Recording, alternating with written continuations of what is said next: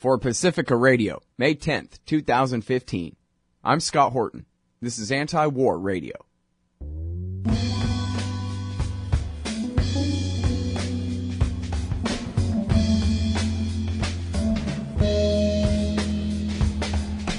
All right, y'all, this is Anti-War Radio. I'm your host, Scott Horton, here every Sunday morning from 8:30 to 9 on KPFK 90.7 FM in LA. You can find my full interview archive, more than 3,500 of them now, going back to 2003, at scotthorton.org. And you can follow me on Twitter, if you dare, at Scott Horton Show. Our guest this morning is Patrick L. Smith. He's the best writer at Salon.com and is the author of Time No Longer, Americans After the American Century. He was the International Herald Tribune's bureau chief in Hong Kong and then Tokyo from 1985 to 1992. His latest piece is the Spotlight this weekend at antiwar.com. The New York Times does its government's bidding. Here's what you're not being told about U.S. troops in Ukraine. Welcome back to the show, Patrick. How are you? I'm well, Scott. Thank you. Very happy to have you back on the show here, and a very important article, and I sure am glad you're writing because, as you know, you're one of one handful of writers in America who's keeping up with the story of what's really going on in Ukraine and how Uncle Sam, if you want to call him that, got us into this mess. Right. But first of all, today's VE Day, or I guess yesterday was VE Day, and they're doing a big celebration in Russia, and all the Western leaders are refusing to attend. And right. I'm glad you began with that remark, Scott. This really has to count as an abominable disgrace. I don't want to overstate the case, but I don't think it's possible to overstate it. The Russians gave 27 million people to the defeat of the Nazis. And we are willing to dispense with that because we are having political disputes with them in the year 2015 that have nothing to do with it. Talk about the erasing of memory. We are, it's just, let's just say, unjust at the very minimum and unappreciative. I think I've read you, Patrick, and a few others remarking that nobody ever talked about Khrushchev, or never mind Uncle Joe Stalin, but Khrushchev and Andropov and the rest of the Soviet dictators during the battle days of the USSR. The Americans never talked about them the way that they talk about Putin. Yeah, it's remarkable, isn't it? In a column long back, I counted up.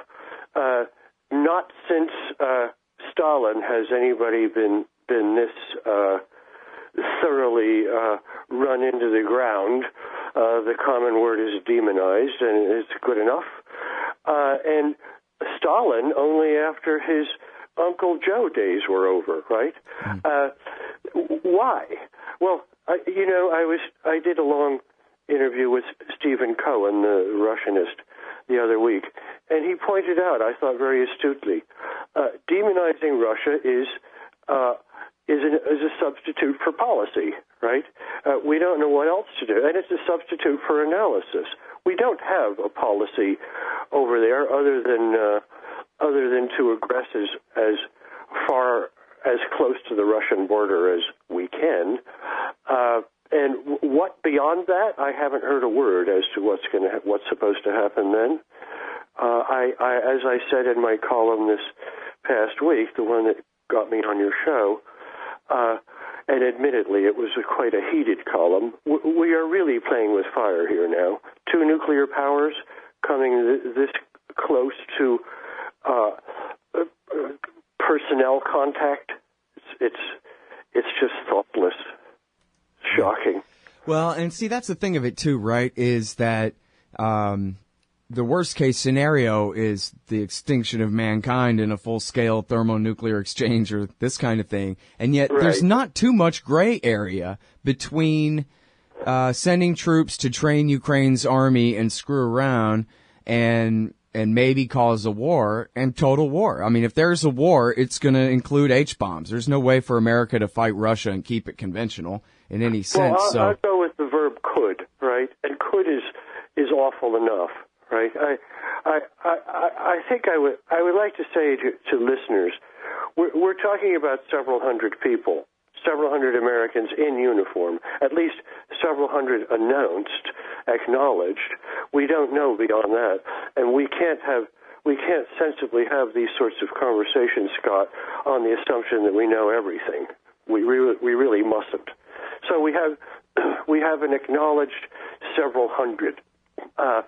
All right, it's a small number, but look, as I encourage readers all the time, think with history. Don't forget how these things started in the past. Vietnam started with several hundred. Imagine back in the very early 50s, anybody saying this will end with 4 million Vietnamese dead and 58,000 Americans. Who would have? One would have thought they were crazy, right?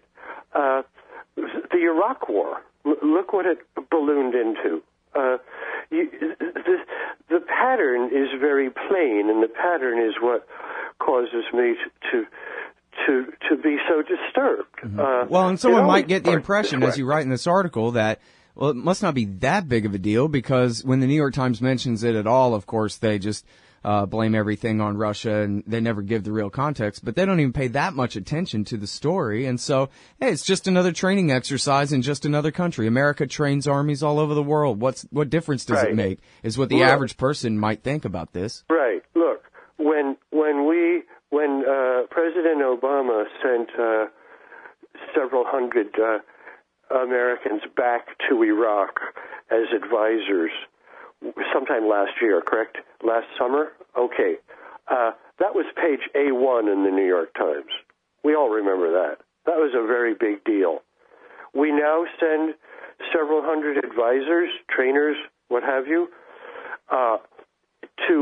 in proximity of Russia's western border, which has been historically exceedingly sensitive border, and it's not news. It has been mentioned because it's the elephant in the living room. It has to be mentioned, right? True. But tiny little, the first Times story was on an inside page, more or less a brief with a byline. And I've spoken to any number of very informed friends since that column came out, and they say, gee, I didn't know. Well, that's the idea. We didn't know, right? I can't forgive the paper for that. All right, now, so if we could back up a little bit. Sure. Patrick, again, it's Patrick L. Smith, great writer at Salon.com. What's Ukraine to Russia anyway? It is, let's say, civilizationally important, all right? Russian, what do we want to call it, heritage culture, is intimately connected with Kiev and extends far back into history. More recently, so there's language, there's culture, there's history, there's shared traditions, there's familial ties. Remember when things went haywire in eastern Ukraine and 1 million people were displaced. You won't read this, but the very great majority of them went back to Russia, right? That ought to tell us something, all right, about the intimacy of this relationship. Now, we have to address the geopolitics of it too, surely, all right? My position on this is as follows.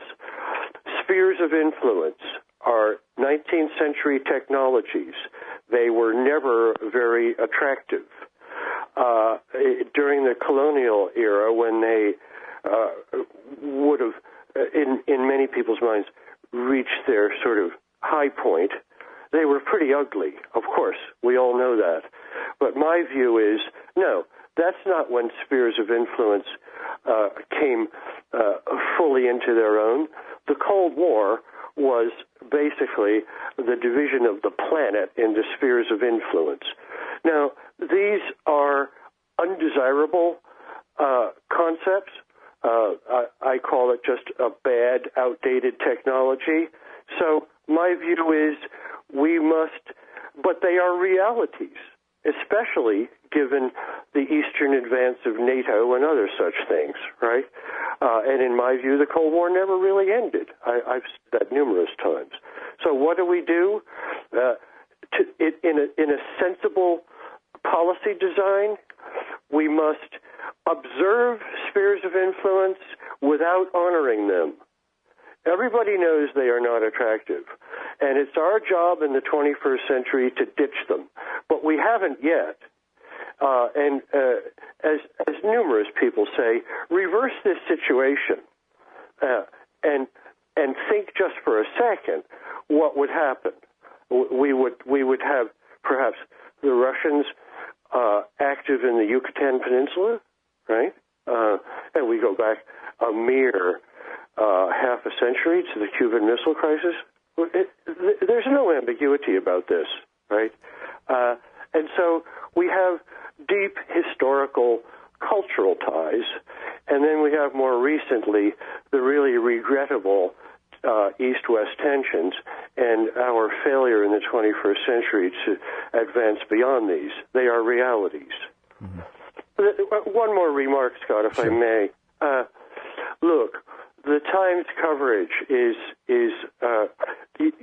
one does have to say, purposefully misleading at this point, and that's why my ire was stirred in that last column, such that it was.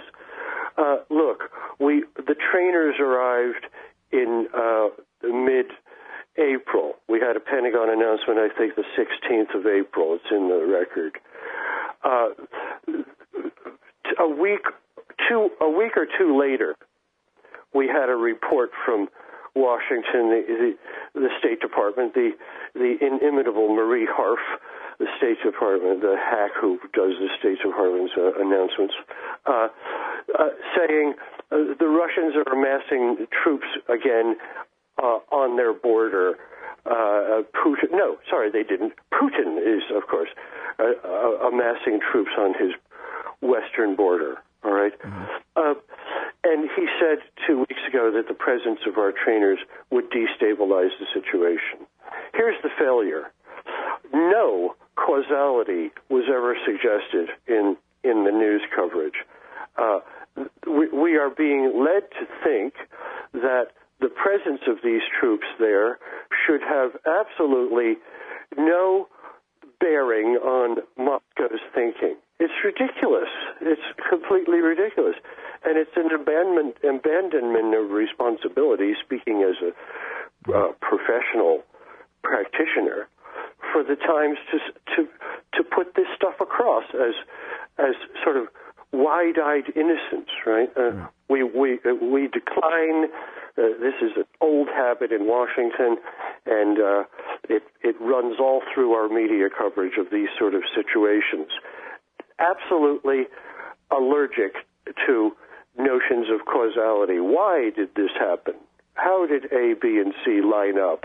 You never get it, Scott. Mm-hmm. Well, and it is an important point that you make, too, about how it's not Russia or Moscow or the Kremlin. It's Putin does this and Putin does that. Personalizing everything onto him makes it where anything we do to them is okay. And we saw the same thing from, Noriega to Koresh to Hussein, that you can kill whoever might be around them if you just demonize the one guy enough or get away with whatever murder. It's the manipulation of consciousness. It's the manipulation of our awareness. It is the manipulation of our way of thinking about these things, and you get just venomous hatred from ordinary Americans who ought to know better, but they have been. This has been sort of drummed into them. I mean, media are exceedingly powerful. Every advertising executive from Edward Bernays onward can tell you that. You can get people to think whatever you want them to think.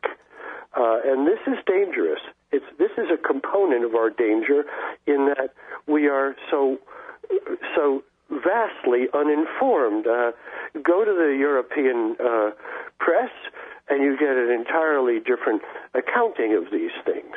I find it a bit frightening that 320 million Americans can be kept this thoroughly in the dark on these matters. It's not healthy. Right. Okay, now, so again, we're talking with Patrick L. Smith from Salon.com. The article is New York Times Does Its Government's Bidding. Here's what you're not being told about U.S. troops in Ukraine. So let me ask you, what are these guys thinking about expanding NATO? You know, John Mearsheimer wrote in Foreign Affairs that, you know, great job with your academic exercise about just how neat and nice it's going to be to expand the EU and NATO. On top of that, the military alliance that includes America all the way to Russia's borders. You said it wouldn't anger the Russians, and look, now it did. But, so what is the point of this thing? I mean, I used to think that they would bring in the Russians. They had the Russian NATO Council and stuff. They would end up bringing the Russians in and then sell them on our missile defense and whatever and make the kind of one world army of the North or this kind of thing. Never did that. But they can't possibly, Patrick, really think that they're going to get a regime change in Russia or break Russia apart into pieces without having a nuclear war first. And so, what in the hell do they think they're doing? Seriously. Well, there's a certain point when hyper-rationality tips into irrationality, okay? In my view, Putin's rise in Russia altered thinking in Washington very profoundly. After the Soviet Union ended and then was dismembered by Yeltsin, all the wealth distributed to oligarchs and so forth, it became clear Putin inherited a catastrophic domestic situation, right? And it had become clear by then that the partnership proffered at the end of the Cold War didn't really mean an equal partnership. It meant now that we have won the Cold War, a mistaken concept to begin with, you may come along with us and follow in our footsteps, right? You will have a free market economy and you will be grateful for it. And in these sorts of ways you will cooperate as a very prominent Russian essayist, poet actually, wrote to Havel in Prague at this time. All the Indians are now supposed to imitate the cowboys. That was the concept. And Putin has made it clear that he's not interested in that. And I think rightfully so. One can find all manner of things wrong with Putin's style of government and administration. Fine. They don't really... you have your secondary contradiction and your primary contradiction, okay? His treatment of the press, gay rights, and so on and so forth, that doesn't have to do with what we're talking about now. What we're talking about now is a leader who insists that, no, you may not extend neoliberal economics and NATO up to our border. And no, you are not welcome to threaten the regime, what we are attempting to do here in Moscow, right? That's my view of Putin in his primary manifestation now. The domestic stuff is not our business. That's for Russians to address, right? That's my response to this query. Now, but I wonder whether you think, and I've heard this analogy made a couple of different ways, but what about the idea that right now this is Weimar Russia, despite what Hillary Clinton says about Putin being Hitler?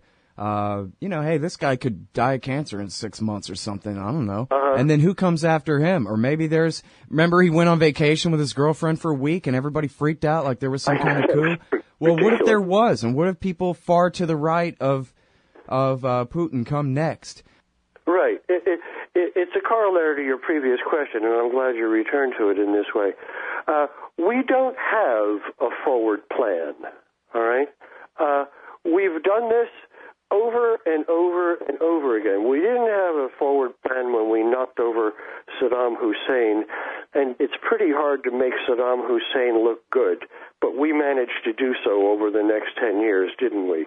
We don't have a forward plan for any kind of post-Putin regime change whatsoever.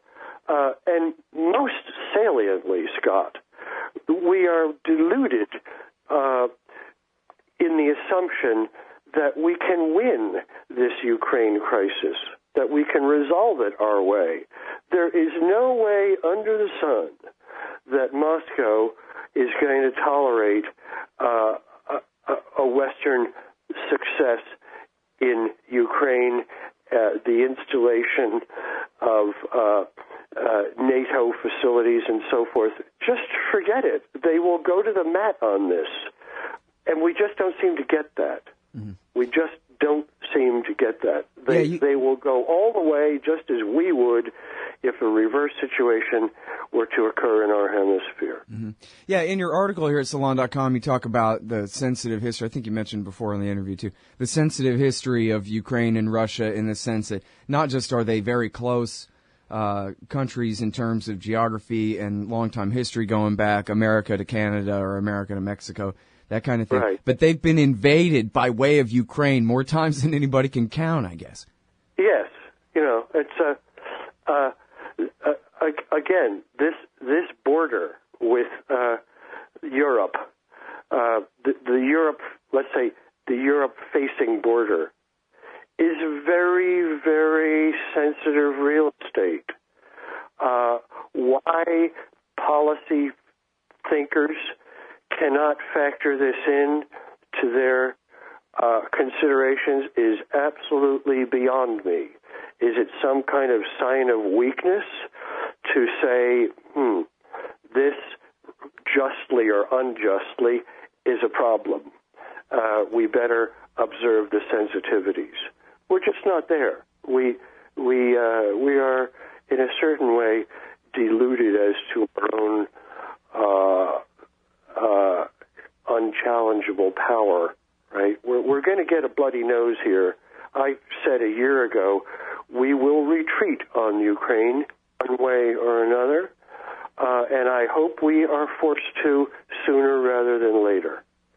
There is a perfectly good solution in Ukraine, and you don't have to have left, right, or center politics to understand its virtue. The country's natural divisions, its location between East and West, are perfect for a federalized Ukraine. There is only one thing wrong with that idea. Vladimir Putin thinks it's sensible too. Yeah. So, in other words, they could work it out, and they don't want that. They prefer crisis. They could work it out in less than a week.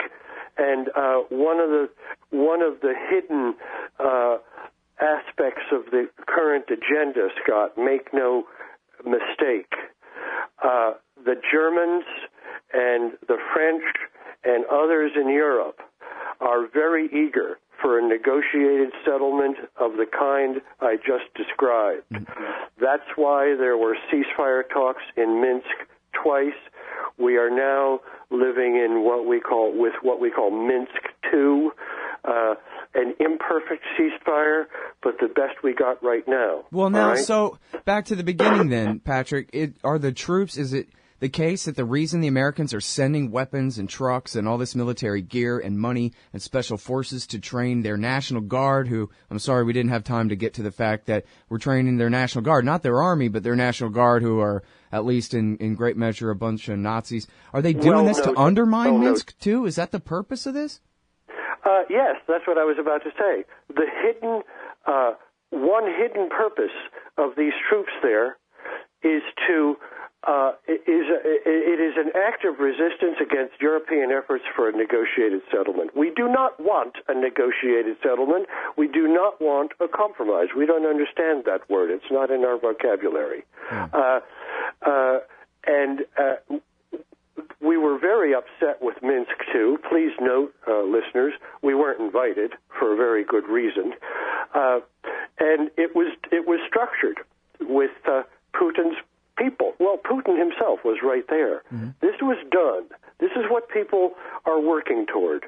And at this moment, we send troops in to train. Think it over. Our fronts in this conflict are two. One is with Russia, and the other, more quietly, is with Chancellor Merkel's efforts toward a negotiated settlement. Right. Well, and she even came to America first, right? And read Obama the Riot Act, says, stay out of this. I'm going to make this peace deal. Did I read that right? Yes, you did. Get the chronology correct. It's a little micro, but I'll do my best. There was an announcement in Washington. Let's vote to send weapons to Ukraine. The Europeans quaked. All right, that was I believe on a Monday. Secretary of State Kerry announced instantly he's going to Kiev. He was due to arrive that Thursday. All right, it was plain what he was going to discuss.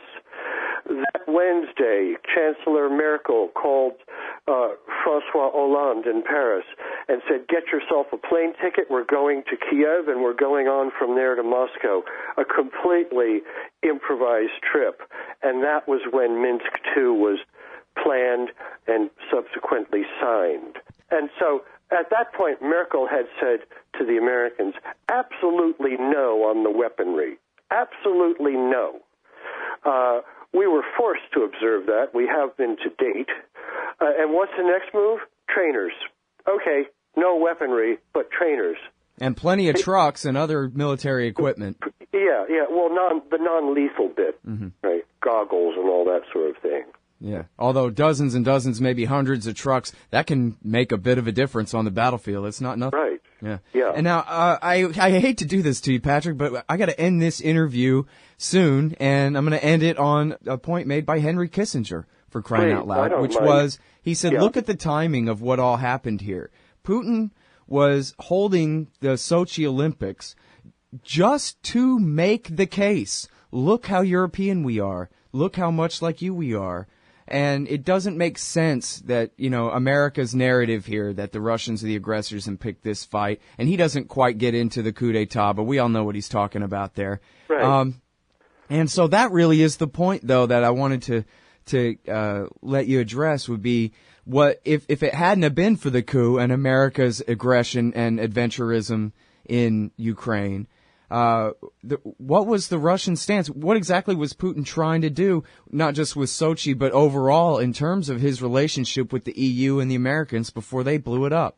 This will go down very bitterly with some of your listeners, but the reality is that Putin has had his hand across the water all along.